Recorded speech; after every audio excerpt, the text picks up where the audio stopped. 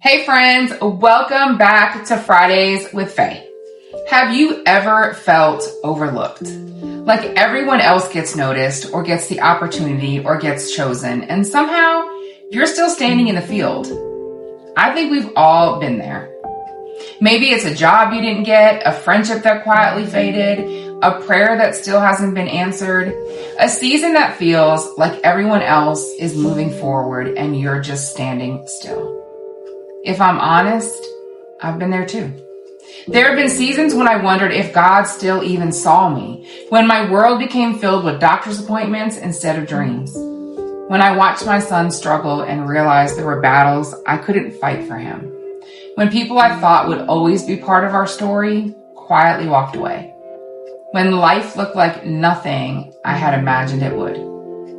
I never would have chosen this field, but I've learned something about God.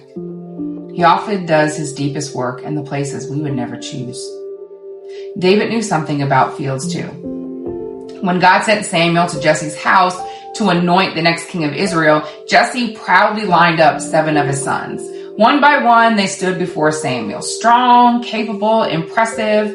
Surely one of these had to be God's choice. But with each son, God said no. Finally, Samuel asked in 1 Samuel 16:11, "Are these all the young men?" Can you imagine that moment? Jesse had forgotten someone, but not just anyone, his own son. David wasn't even invited. He wasn't considered important enough to stand in the lineup. He was out in the fields doing what no one else wanted to do, watching sheep, working while everyone else stood in the spotlight. And maybe you know what that feels like. Maybe you've been overlooked at work or forgotten by friends. Maybe you've spent years faithfully caring for your family and no one seemed to notice.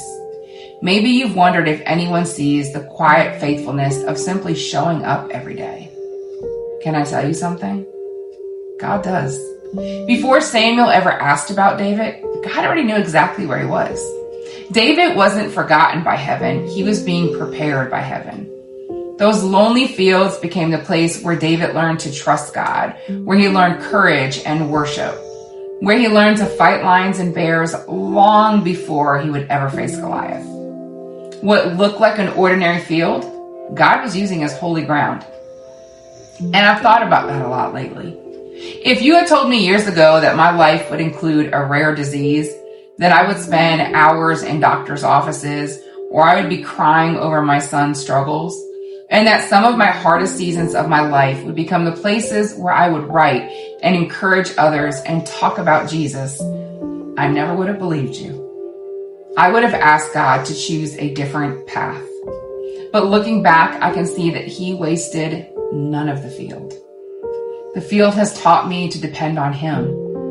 The field has taught me that my identity isn't found in what I can do, but in whose I am.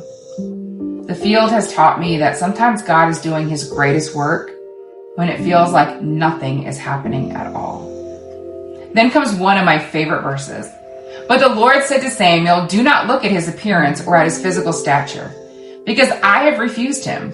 For the Lord does not see as man sees. For a man looks at the outward appearance, but the Lord looks at the heart." 1 Samuel 16:7. Isn't that beautiful? While everyone else was looking at the lineup, God was looking at the field.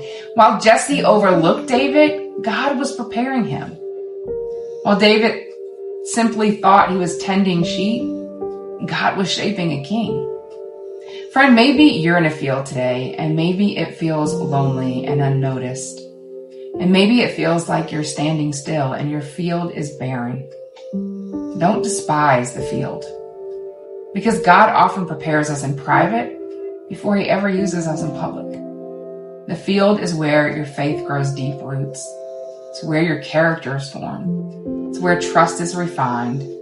And it's where we discover that God has been with us all along. If today you feel forgotten, remember this. People may overlook you or underestimate you, and they may forget to invite you into the room. But God knows exactly where you are. He knows your name. But better than that, he knows your story. He knows every tear you've cried and every prayer you've whispered. And if he could find a shepherd in a field and call him a king, He certainly hasn't forgotten you. Your field is not the end of your story. It may just be where God is preparing you for the next chapter He has already written. Until next Friday, be blessed.